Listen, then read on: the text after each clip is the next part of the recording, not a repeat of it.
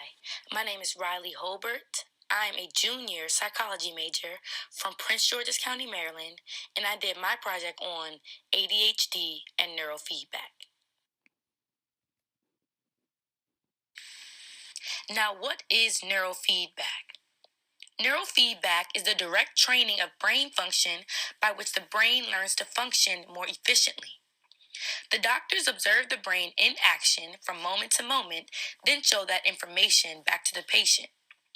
The patient is rewarded for changing his or her own brain activity to more appropriate patterns. This is a gradual learning process. Neurofeedback is also called EEG biofeedback because it is based on electrical brain activity. Neurofeedback is training in self regulation. It is simply biofeedback applied to the brain directly. Now, the reason EEG neurofeedback was chosen for this study is because it interacts directly with behavior of cortex, bypassing consciously held agendas. It utilizes the principles by which the brain learns, engage, reward, repeat, and reinforce. It also drives plastic change, it's easy to participate, and it has lasting change while the brain learns. What is ADHD? ADHD is one of the most common neurodevelopmental disorders.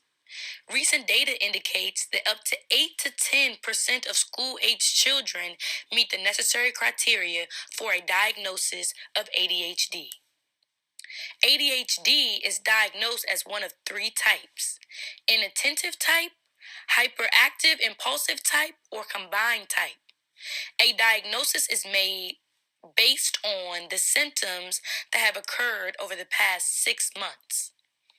The inattentive type shows these symptoms: doesn't pay close attention to detail or makes careless mistakes in school, job, or recreational tasks, has problems staying focused on tasks and activities, doesn't seem to listen when spoken to, or has problems organizing tasks and work.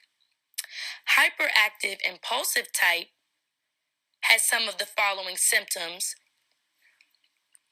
fidgets with or taps hands or feet, not able to stay seated, runs about or climbs where it is inappropriate, and is unable to play or do leisure activities quietly.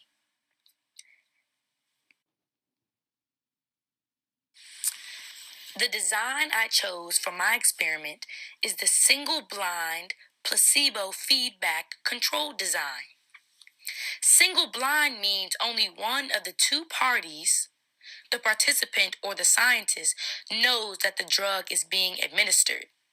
In my situation, only the scientist knew which drug was being administered to which child.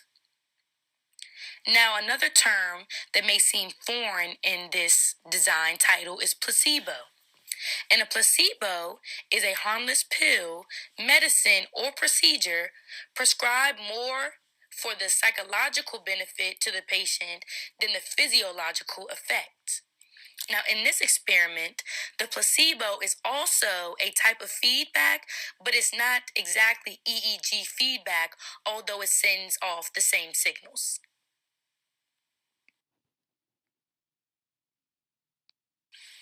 In this experiment, the control group, which was receiving the placebo, was put through the same exact process as the children that were receiving the EEG feedback in real time. There was an EEG signal that was just a stimulation that was generated by Brian Master Atlantis software.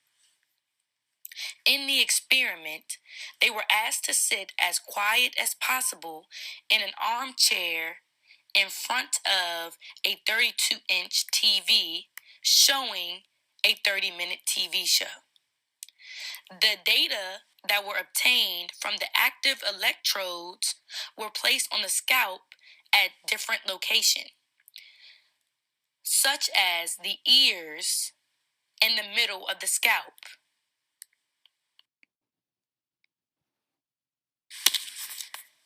The progress was monitored by the parents, reporting back to the scientists how their children's behavior had differed since administration of the real neurofeedback or the placebo neurofeedback. They checked in at the 2-week mark and again at the 7-week mark of the total 24 sessions over a 2-month period. At the end, the parents were asked to guess whether or not their son or daughter got the medicine or the placebo based upon their actions over the 2 months.